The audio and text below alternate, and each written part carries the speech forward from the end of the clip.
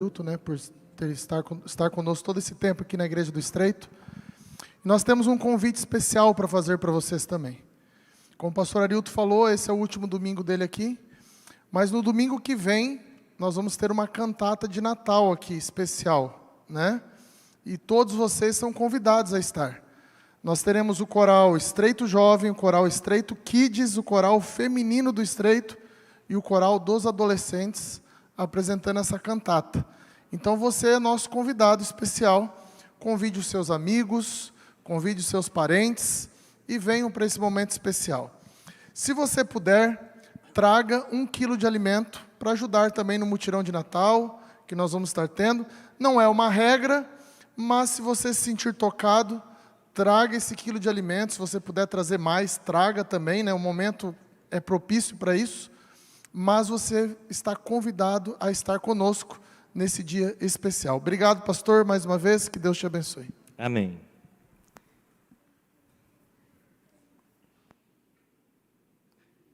Terminamos na semana passada o 12º capítulo de Daniel. Fizemos uma viagem através dos 12 capítulos, desde o momento em que o jovem Daniel foi levado cativo para a Babilônia, e lá passou os 70 anos, assistiu o fim do cativeiro, viu vários judeus voltarem para a cidade de Jerusalém. Ele não voltou, ele descansou em Babilônia, seus ossos foram sepultados lá, e lá está sepultado Daniel, há 2.600 anos aguardando a volta do Senhor Jesus, quando então ele vai se levantar para receber a herança dele, como o anjo prometeu para ele, no capítulo 12, né? Daniel, você vai descansar, mas ao final dos dias, você vai se levantar para receber a sua herança. E aí, pastor Homero, eu fiquei pensando, né? Já pregamos todo o livro, o que eu vou falar hoje no 13º tema? Não tem um 13º capítulo em Daniel, né? Mas eu pensei em nós estudarmos hoje o livro de Daniel de uma forma diferente. Nesses 12 domingos, nós olhamos para o livro com a pergunta: o que esse livro quer me ensinar? Mas nessa noite, eu queria que nós olhássemos para o livro de Daniel, não com os nossos olhos, mas com os olhos de Cristo. Quando o livro terminou de ser escrito e foi selado, em algum momento esse livro foi aberto. E quando João contempla a abertura do livro de Daniel, isso lá em Apocalipse capítulo 10, nós vimos que tinha um anjo poderoso com um livro aberto em suas mãos e que ordenou João que comesse esse livro. Nós explicamos quem era esse anjo com um livrinho na mão. Quem era? Quem era? O próprio Jesus Cristo. Então esse livro foi aberto.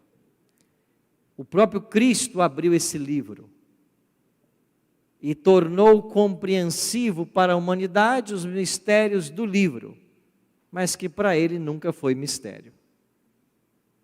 Mas quando Cristo olhava para o livro de Daniel, o que via Jesus?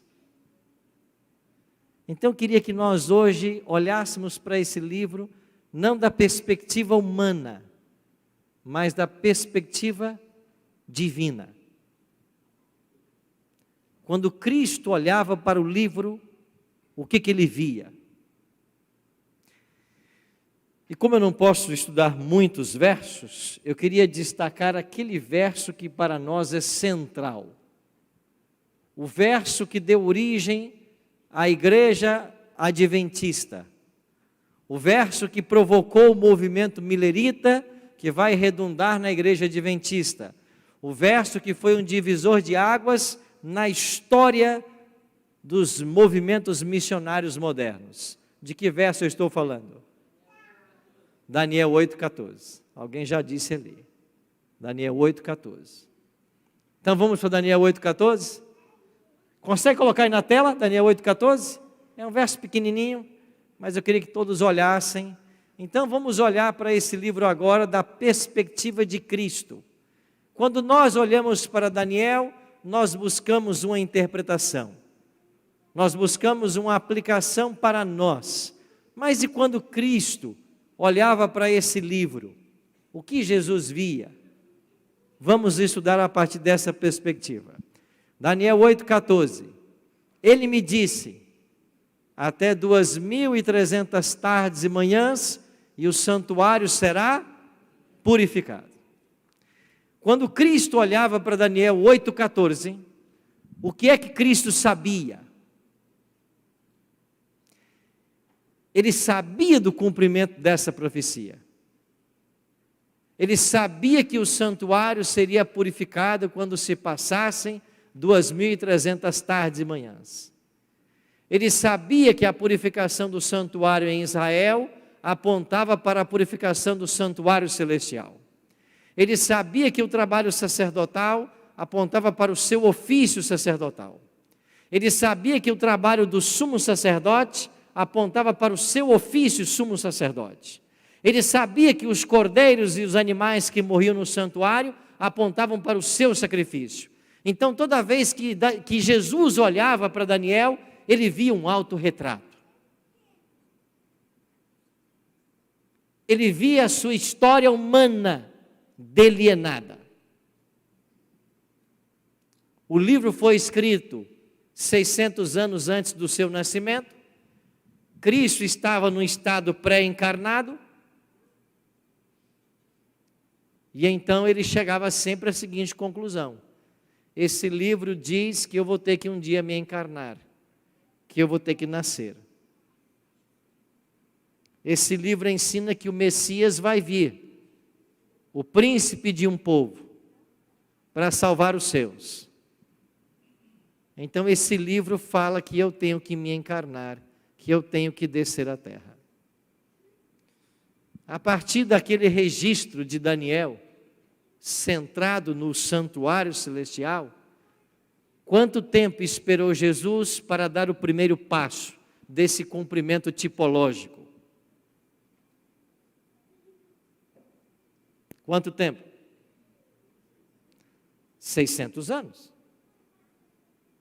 Ou quase isso. O livro foi escrito 600 anos antes do seu nascimento, então ele esperou 600 anos para ver o cumprimento daquilo que o Espírito Santo havia revelado a Daniel. Então o Cristo pré-encarnado esperou 600 anos. 500 e poucos, né? E aí Gálatas 4:4 diz assim: vindo a plenitude do tempo, Deus fez o quê?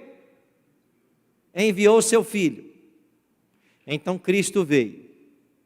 Houve um momento no céu que Jesus disse para as cortes celestiais: é hora de deixar as cortes celestiais, eu tenho que ir à terra, porque eu tenho uma missão, salvar o homem. Aquela antiga melodia que foi composta, diz lá: vindo ao mundo, deixou no céu, o quê? Palácios de marfim. Glórias não quis, em dor morreu, a cruz suportou por mim. Então chegou o dia que Jesus teve que se despedir da corte celestial e dizer para eles: eu vou ficar ausente por exatos 33 anos. Porque ele sabia quanto tempo ele viveria aqui, porque essa profecia de Daniel marcava. Então, o livro de Daniel dizia que ele teria que vir. Ele esperou quase 600 anos e veio. Mas como ele veio? Ele se encarnou. Como se encarnou? É um mistério. É um mistério que a nossa mente não alcança. Como que Deus se faz homem? Como que ele entra ou é gerado no útero de uma virgem? 9 meses depois, ele nasce. E ele nasce como uma criança, como eu e você, susceptível às maldades, ao sofrimento, à tristeza de um homem da Galileia há 2000 anos atrás. O que aconteceu com a natureza divina de Cristo? Ele não fez uso dela. Mas como que é isso? O menino também é Deus, mas não faz uso da natureza divina. Isso é muito para a nossa mente. Por isso a Bíblia diz que é um mistério. Mas ele se fez carne. E quando Jesus nasce de Maria, em Belém da Judeia, ele nasceu como eu e você nascemos, sem a realidade da sua existência. E por 33 anos, ele não fará uso de sua natureza divina. E ele vai começar a dar todos os passos que eu e você demos. E se você nessa noite tentasse fazer uma catarse e voltasse aos seus sentimentos mais antigos, às suas lembranças mais antigas, mais primárias, até onde o teu pensamento te levaria? O meu pensamento me leva a mais ou menos uns 4 anos de idade, onde a minha família morava num bairro e tinha uma rua, e para chegar na casa que meus pais alugaram, havia um corredor com uma cerca de 2 lados, e desse lado da cerca tinha um cachorro bravo, e toda vez que eu chegava em casa, eu tinha que passar por esse corredor, e esse cachorro sempre tentava me atacar e vinha até a cerca. Essa é a lembrança mais primata, não sei se eu posso usar essa palavra, né? Mas mais antiga que eu tenho. Antes dela, eu não tenho outra lembrança. E ali a gente subia um pequeno morro, e tínhamos um barraco de tábuas onde eu morava, e eu me lembro de eu, meus irmãos, minha mãe, meu pai saindo para trabalhar. Essas são minhas lembranças mais antigas. Eu deveria ter uns 4 anos de idade. Então eu não sei o que se passou na minha vida do 0 aos 4 anos de idade. Até onde você foi agora? Onde você estava? Na sua lembrança mais antiga. Quantos anos você tinha? Diz aí. 1 ano, Daça. Você lembrava que você fazia com 1 aninho de idade? Você é tremenda, Daça. Quantos anos você tinha? Quantos anos o senhor tinha? Lembrou aí de quê? Hã? Você lembra de 2 anos? É mesmo? 2 aninhos, você tem lembrança de 2 aninhos. É a mais antiga. Pois bem, quem sabe com 2 anos de idade, ou 3 anos de idade, esse garoto começou a perceber a sua história. Começou a perceber que ele era um ser, a sua existência. Começou a se formar nele, como se formou em nós, a nossa identidade. Mas como a identidade humana, ela é formada dos relacionamentos, porque nós somos produtos de um meio, então a identidade do menino Jesus foi sendo forjada. Forjada em quê? No contato com a mãe, no contato com o pai, no contato com os irmãos mais velhos, filhos de José. E logo cedo essa criança começou a se perceber como um estranho fora do ninho, porque os irmãos de José não gostavam dele.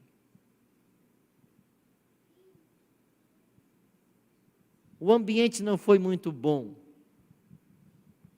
mas Maria e José fizeram tudo o que puderam por esse garoto. Maria tentava protegê-lo dos irmãos por parte de pai, sempre entre os outros filhos de José e o seu filho. E esse garoto foi crescendo. Ele começou a tomar em algum momento consciência de uma identidade. E ele começou a aprender as festas do seu povo. E ele viu lá em algum momento o animal cordeirinho sendo sacrificado. Em algum momento ele aprendeu que todo judeu deve ir a Jerusalém pelo menos uma vez por ano para sacrificar.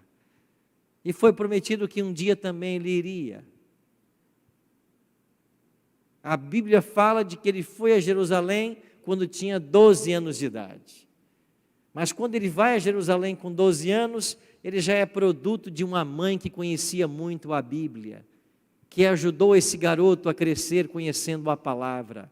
Eles não quiseram, por orientação divina, colocar esse menino na escola dos rabinos, porque o ensino dos rabinos já havia perdido o seu valor, já estava distorcido. Maria ensinou ele com base no puro evangelho do Antigo Testamento.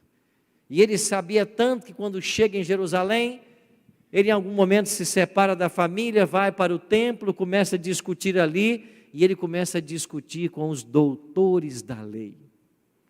E os doutores se veem confundidos por um garoto de apenas 12 anos. E em dado momento eles perguntam, mas aonde que ele aprendeu essas coisas? Como é que ele sabe tanto de Bíblia? E quando José e Maria o encontram depois de alguns dias perdidos, certamente eles estão nervosos, reclamam com ele porque ele se afastou dos familiares, e aquele garoto de 12 anos diz assim para os seus pais: vocês não sabiam que me convém cuidar dos negócios de meu pai? Então foi com 12 anos que Cristo pela primeira vez percebeu quem ele era. Ao ir a Jerusalém e ver o sacrifício da Páscoa, ele entendeu que aquele cordeiro pascal era um antítipo dele mesmo. Me convém cuidar dos negócios de meu pai. E esse garoto de 12 anos que se percebeu como Messias, sabia pelo estudo do Antigo Testamento e pelo estudo de Daniel, que chegaria o momento que ele mesmo teria que começar seu ministério. Ser um rabi, ser um mestre. E passado o tempo, passados os dias, dos 12 aos 30, a Bíblia faz silêncio sobre a vida de Jesus. Nós não temos informações nenhuma dos 12 aos 30. Mas Jesus esteve ali com seu pai na carpintaria por anos trabalhando com ele. O trabalho físico fez de Cristo um homem com um porte forte, um homem saudável. Trabalho físico. Em algum momento o pai dele morre, José morre, fica só Maria. Mas ele sabe, pelo livro de Daniel, que ele tem que ter um ministério. E esse ministério começa pela unção do Espírito. E ele vai buscar a unção do Espírito no batismo no Rio Jordão. Então para o Jordão vai Cristo. Ele sabe que Deus preparou um precursor, que é até um primo dele. Um primo chamado João, com quem ele nunca se encontrou pela providência divina. Mas Jesus sabia pelas profecias de Daniel que ele seria ungido pelo Espírito no início do seu ministério. Então ele vai para o Jordão em busca do seu primo João. E quando ele encontra João, ele diz: João, me batiza. E João, quando vê Cristo se aproximando, ele percebe quem ele é. A santidade envolve esse homem. Ele é diferente de tudo que João já viu. Há uma genuidade, há uma pureza, há uma santidade jamais vista em nenhum outro ser humano. Há um contraste notório entre esse Cristo e o ser humano pecador. E quando esse santo de Deus se aproxima e pede para ser batizado, João não tinha outra coisa a dizer senão: eu não posso batizar você. É você quem tem que me batizar. Porque eu sou pecador. Eu sou pecador na presença do santo. Mas Jesus sabia pelo livro de Daniel que ele tinha que ser batizado para ser ungido. Então ele disse: João, você tem que me batizar, porque toda justiça tem que se cumprir. E tem que ser agora, porque na agenda que Deus marcou para mim, o dia é hoje.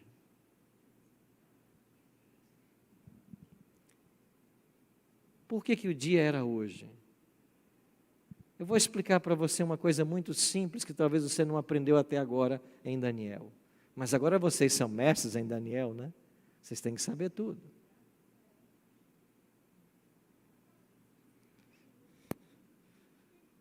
nós pregamos que o dia 22 de outubro de 1844, no final desse verso, de Daniel 8,14, é um dia da expiação.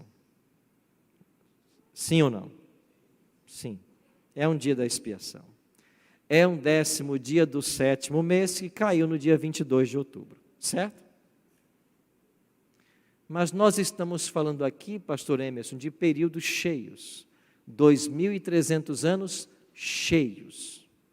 Se 22 de outubro é um dia da expiação, o final dos 2.300 anos, quer dizer que o início dos 2.300 anos, em se tratando de anos cheios, tem que ser um dia da expiação. Porque se você sai do dia 22 de outubro e volta 2.300 anos na história exatos, você tem que chegar num dia da expiação. Isso quer dizer que o decreto de Artaxerxes, em 457, entrou em vigência num dia da expiação do ano 457. Porque exatamente 2.300 anos depois, você chega num dia da expiação. Se lá não for dia da expiação, você não chega no dia da expiação. Porque a profecia está dizendo que são 2.300 anos. Está certo? Agora, se eu saio do ano 457, num dia da expiação, e viajo 7 semanas ou 49 anos, que é o primeiro período profético, eu chego no ano 408. Mas eu chego em que dia do ano 408? Respondam para mim. Num dia da expiação, porque eu saí de um dia da expiação e viajei exatos 49 anos. Daniel disse 7 semanas, e depois ele diz, mais 62 semanas. Agora, se eu saio do ano 408 e viajo mais 62 semanas, ou 434 anos, eu vou chegar no ano 27, que é o ano do batismo. Mas se eu sair do dia da expiação e viajei anos cheios, eu chego em que dia do ano 27? Me responda, igreja. Em que dia eu chego? Eu chego num dia da expiação. Então, qual foi o dia que Jesus procurou João Batista para ser batizado? Num dia da expiação. E ele disse, João, tem que ser hoje. Por que tem que ser hoje? Porque hoje é o 10º dia do 7º mês. A profecia disse que quando se passassem 69 semanas ou 483 anos, eu teria que ser batizado para ser ungido. Tem que ser hoje, João. Hoje é o 10º dia do 7º mês, João. Agora, se Cristo se batiza num dia da expiação no ano 27, e diz Daniel 9, 27, que ele faria aliança com muitos por 1 semana, e você viaja mais exatos 7 anos, você vai chegar a que ano agora? Ano 34. E o que acontece no ano 34 que nós já estudamos aqui? A morte de Estevão. E Estevão foi apedrejado em que dia? Responde, igreja. Dia da expiação. E quando você pega a sua Bíblia em Atos capítulo 7, Estevão está lá pregando diante do Sinédrio. Eles expulsam Estevão, pegam em pedras para apedrejá-lo, começam a matá-lo, e Estevão tem uma visão. Que visão teve Estevão na hora da sua morte? Ele viu Cristo. Aonde? Aonde diz a Bíblia, irmãos? Ele viu Cristo no santuário à direita do Pai. E por que Cristo está à direita do Pai? Porque é o ano 34 e é um dia da expiação. Jesus está à direita do Pai, porque Estevão está vendo um dia da expiação. Agora, para você tirar um 10 e botar esse seu certificado num quadro bonito na sua parede, se eu saio do ano 27 do batismo de Cristo, porque ele faria aliança, pastor Sidney, presta atenção, ele faria aliança com muitos por uma semana, mas na metade da semana faria cessar o sacrifício. Se eu saio do batismo dele e viajo exatos 3 anos e meio, igreja, eu chego aonde? Aonde? Aonde, igreja? Ninguém quer se comprometer, só as crianças, né? Aonde, igreja? Não pode ser no dia da expiação, crianças. Por que não pode ser, pastor Sidney? Porque está na metade do ano. Pela primeira vez a profecia foi quebrada. O ano deixou de ser cheio. Agora é 3 anos e meio. Então eu não posso procurar a morte de Jesus no dia da expiação. Eu tenho que procurar a morte de Jesus 6 meses depois do dia da expiação. Então, o dia da expiação era o 10º dia do 7º mês. Então, viaja comigo 6 meses. 10º dia do 8º, 10º dia do 9º, 10º dia do 10º, 10º dia do 11º, 10º dia do 12º, 10º dia do 1º mês. Porque terminaram os 12 meses e eu vou para o 10º dia do 1º mês. E o que acontecia no 10º dia do 1º mês, lá em Israel, de acordo com Êxodo capítulo 12, versos 3, 6 e 7? A Páscoa. Então eu não encontro a morte de Cristo no dia da expiação. Eu encontro na Páscoa. Por quê? Porque no 10º dia do 1º mês, segundo a lei de Moisés em Êxodo 12, o cordeiro pascal tinha que ser separado. 3 anos e meio exatos. Estamos olhando o livro de Daniel de uma perspectiva de Cristo. Ele sabia disso. Isso quer dizer que Daniel marcou o ano 31, o mês, Abib, o mês da Páscoa, o dia e a hora da sua morte. Ele sabia de tudo isso.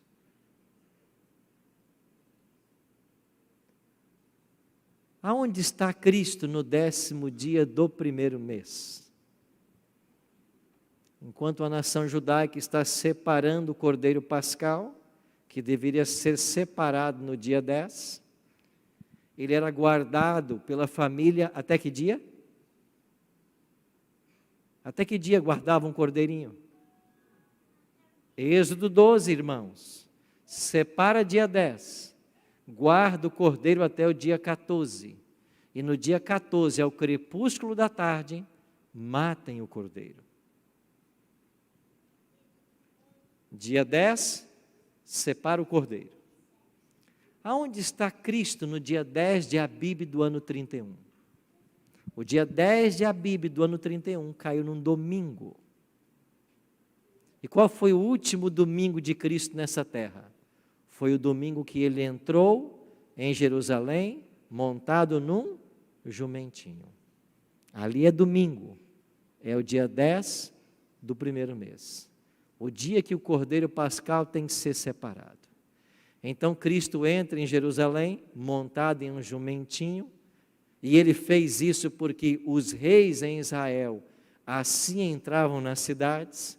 É por isso que a multidão disse: Hosanas ao que vem, em nome do Senhor.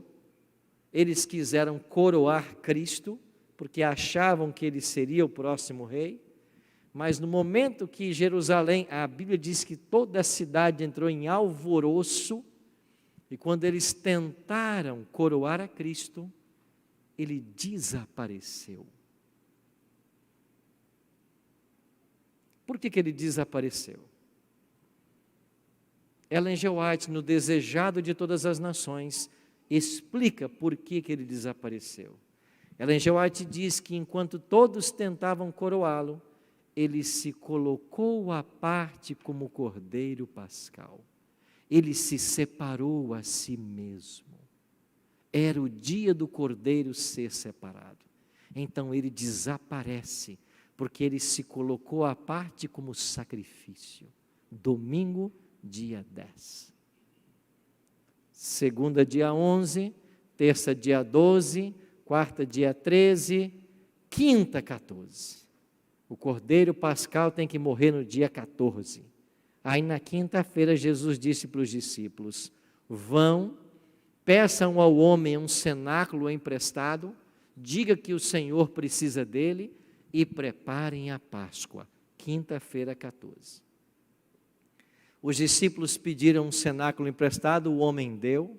Os discípulos arranjaram um cordeiro pascal, que havia sido separado no domingo, mataram o cordeiro pascal, assaram a carne do cordeiro, prepararam o cenáculo com o cordeiro pascal, ervas amargas, pães asmos e vinho.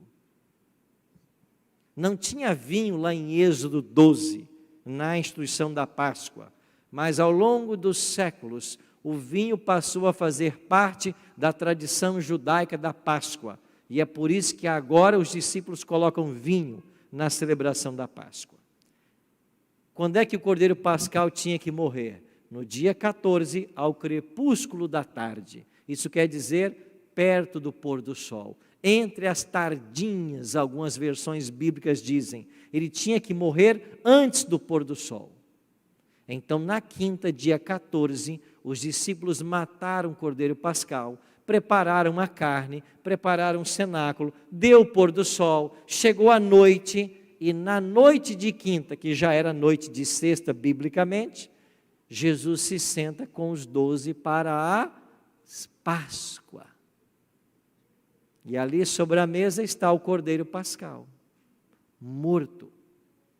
E pela primeira vez na história, o tipo encontra o antítipo. O cordeiro vivo encontra o cordeiro morto. A sombra encontra a realidade. E quando a realidade chega, a sombra perde o seu significado. Então, na ceia, Cristo muda as economias de salvação. Por milênios, esse animal apontou para mim. Já que eu vim, esse animal perde agora o seu valor. Aí Cristo cumpre a Páscoa e estabelece a ceia do Senhor como a próxima cerimônia a ser celebrada até que Ele volte. Terminada a ceia, o Evangelho de Mateus diz que eles cantaram um hino. Para você tirar 11 agora na prova, qual foi o hino que eles cantaram? Qual foi o hino que eles cantaram na ceia?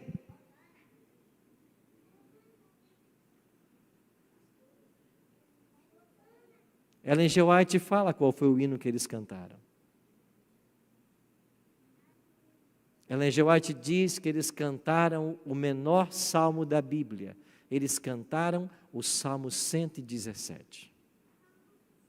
Um salmo com 2 versos. Um salmo que fala da misericórdia e da fidelidade do Senhor. E depois de cantarem o Salmo 117, eles foram para o Monte das Oliveiras. Jesus pede aos discípulos que orem por ele. Em 3 ocasiões os encontra dormindo. Na terceira ocasião ele diz: podem se levantar, a hora do Filho do Homem é chegada. De repente uma turba se aproxima, ali está o discípulo traidor, Judas, e quando Judas chega, ele havia combinado com os soldados: aquele a quem eu beijar, é esse que vocês devem prender. Judas chega e dá um beijo em Jesus e entrega ao mestre. Que horas Judas beijou Jesus? Meia-noite. Ellen G. White diz isso. À meia-noite, Judas beijou Jesus. Os soldados o prenderam, começaram a maltratá-lo, foi injustamente julgado na madrugada, condenado à morte, colocaram a cruz sobre seus ombros, e quando o dia começa a amanhecer, ele está em direção ao Calvário. Lá no Calvário, começam as cenas da crucifixão. E ele é crucificado exatamente na hora que o cordeiro, lá no santuário, morria de manhã, 9 da manhã. Aí ele é crucificado. Ele fica 6 horas na cruz, e ele vai morrer 3 horas da tarde. Ele passou exatamente 6 horas na cruz. E houve trevas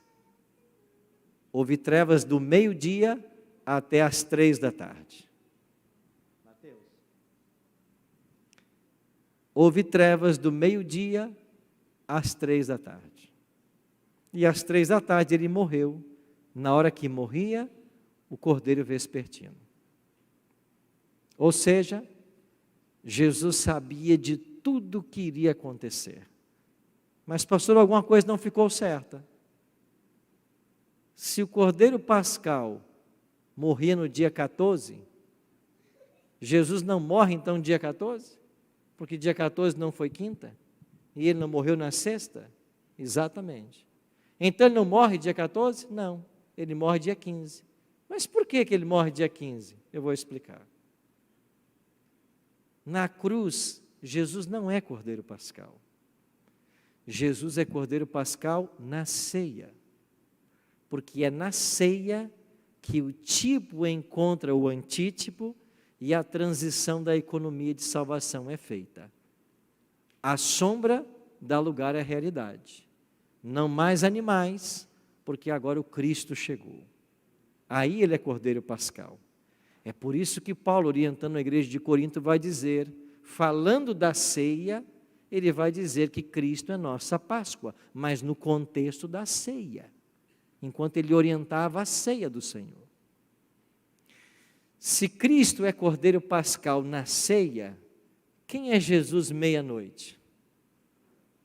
O que aconteceu na primeira Páscoa meia-noite lá em Israel?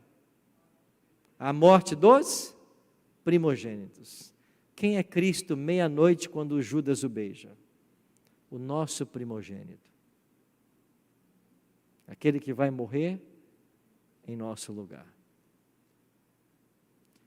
E então, quem é Cristo na cruz, na sexta-feira às 3 da tarde? Ele não é cordeiro pascal, ele não é o primogênito, porque na cruz, ele é o maldito de Deus. E por que ele é o maldito de Deus? Porque Moisés escreveu em Deuteronômio, e Paulo confirmou em Gálatas 3,13, maldito todo aquele que for pendurado no madeiro. Na cruz, ele não é cordeiro, ele é o maldito de Deus. E por que ele é o maldito de Deus que tem que morrer? Porque ele escolheu voluntariamente assumir a sua culpa e a minha culpa. Por isso ele é o maldito de Deus. Cristo olhou para toda essa profecia. E Cristo descobriu tudo isso com 12 anos de idade. Mas aquele garoto com 12 anos de idade, por sua causa, não voltou atrás.